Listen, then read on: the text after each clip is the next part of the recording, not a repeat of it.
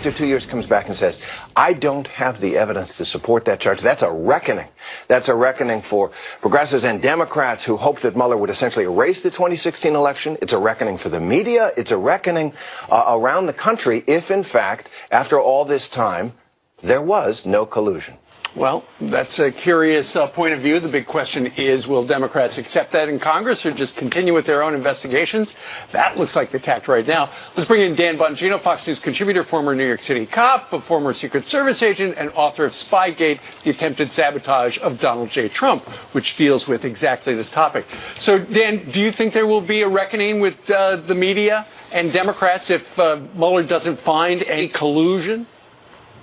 No, sadly, Steve, I don't think it'll change anything. The media has embarrassed themselves in this case. One of the biggest scandals of the whole Spygate, Russiagate debacle has been the media's role in promulgating and propagandizing the American public into thinking any of this was true at all. Steve, there was no there. You realize no one has produced a scintilla of evidence justifying this investigation outside of the fake dossier to this day? Nobody. Nobody has produced that. Then the media is the one who advanced this story. But yeah, and it's very interesting. If Terry Moran is right, and the Mueller report comes out and it says some disturbing things that the Russians did, but cannot link it to the Trump campaign, Adam Schiff has shifted the goalpost or moved the goalpost because he says, well, the president never really submitted to an interview. So unless he submits to an interview with Robert Mueller, we don't really know what happened. So again, we get the answers to the quiz, and then we find out the test is different.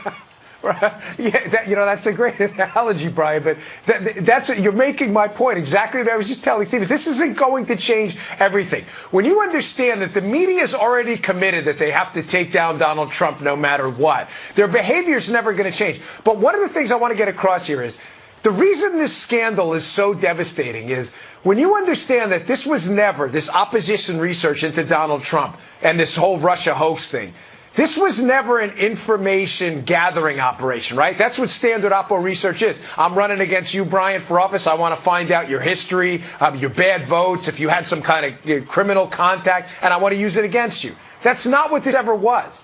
This was an information production operation on Donald Trump. In other words, they committed to the narrative in advance. Donald Trump's a Russian spy. Go get me information that figures this out. When you understand that one key point, this entire case makes sense. Dan, let's talk about that anti-hate resolution. Liz Cheney was interviewed and was asked about it, and she says by the Democrats not naming Ilhan Omar in that resolution, that they're protecting her. Listen to this.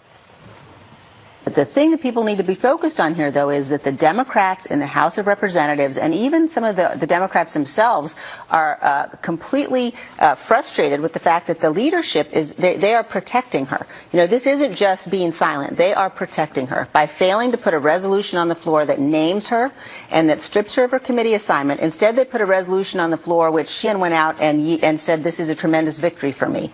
Now, if we are not going to be in a position where you say the kind of language that she has said again and again and again is absolutely unacceptable and has no place in our discourse, then those people who won't condemn it are enabling it.